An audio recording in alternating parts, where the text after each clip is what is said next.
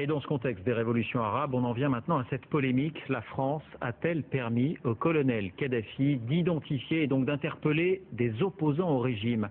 En partenariat avec Wikileaks, un site révèle que du matériel d'espionnage a été livré à Tripoli, un matériel qui permet d'intercepter des télécommunications. La société aurait même aidé les services libyens à l'utiliser.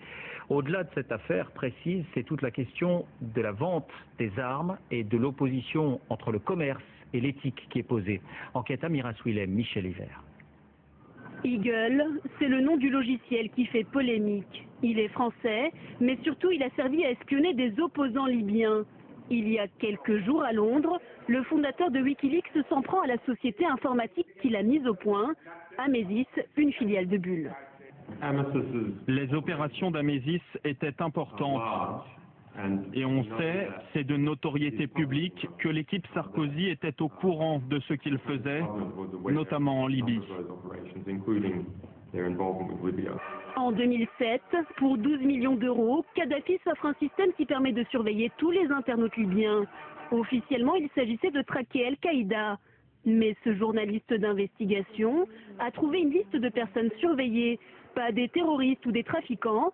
En fait, le logiciel français permettait de surveiller étroitement des opposants politiques libyens. Il suffisait d'un clic de souris pour avoir accès à la liste de toutes les personnes avec qui ils étaient en contact, soit qu'ils avaient envoyé un email, soit qu'ils leur avaient envoyé un email, et ensuite de faire un filtre par mots-clés pour savoir de quoi ils ont causé, à quel moment ils ont échangé, et s'ils se sont échangés des fichiers, s'ils se sont échangés des fichiers, quel type de fichiers attachés. Donc grosso modo, c'est vraiment de l'espionnage. Amesis était-elle au courant? La société a-t-elle enfreint la loi? Des questions auxquelles la société a refusé de répondre pendant plusieurs mois. Mais pour la première fois, un responsable a accepté de nous recevoir. Dans ce genre de vente, nous dit-il, une seule question se pose. C'est légal ou c'est pas légal? Quand c'est pas légal, on vend pas. Mais est-ce que vous êtes conscient qu'il y avait des vies humaines qui étaient menacées? 2003, levée de l'embargo. 2007, il serre la main des plus grands, d'accord? Et vous venez en 2011, d'accord, me demander si j'ai pu poser une question de savoir si ça allait servir à traquer des opposants, d'accord, dans son pays. Et comment vous voulez que je réponde à cette question? Moi, personnellement, quand je vous vends un stylo, d'accord, ou quand vous faites effectivement une interview, enfin le stylo, d'accord, ce que vous écrivez, le responsable, c'est pas le vendeur du stylo. Des entreprises mises en cause pour leurs relations commerciales avec des dictatures, il n'y en a pas qu'en France. En Italie, à Milan, il y a quelques jours, des opposants syriens manifestaient devant le siège d'une société. Alors que la répression fait rage, l'entreprise devait livrer du matériel de surveillance au régime de Bachar el-Assad. Face au tollé, l'entreprise finit par annoncer son retrait du projet. En France, ces systèmes de surveillance ne sont pas considérés comme de l'armement et donc leur commerce est libre. En revanche, en ce qui concerne les armes, elles ne sont vendues qu'aux pays qui respectent les droits de l'homme. En théorie seulement, car il s'agit d'un secteur majeur dans l'économie.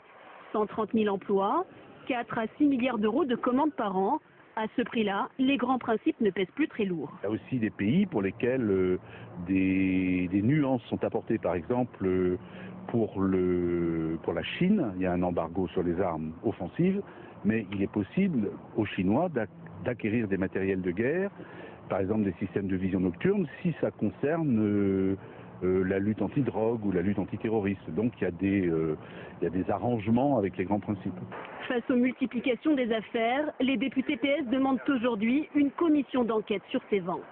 Quand la France met à la disposition de dictatures des technologies de surveillance des populations, eh bien, c'est en effet un acte d'une très grande gravité politique et il est absolument nécessaire que plus jamais on ne donne un feu vert politique à l'exportation de telles technologies.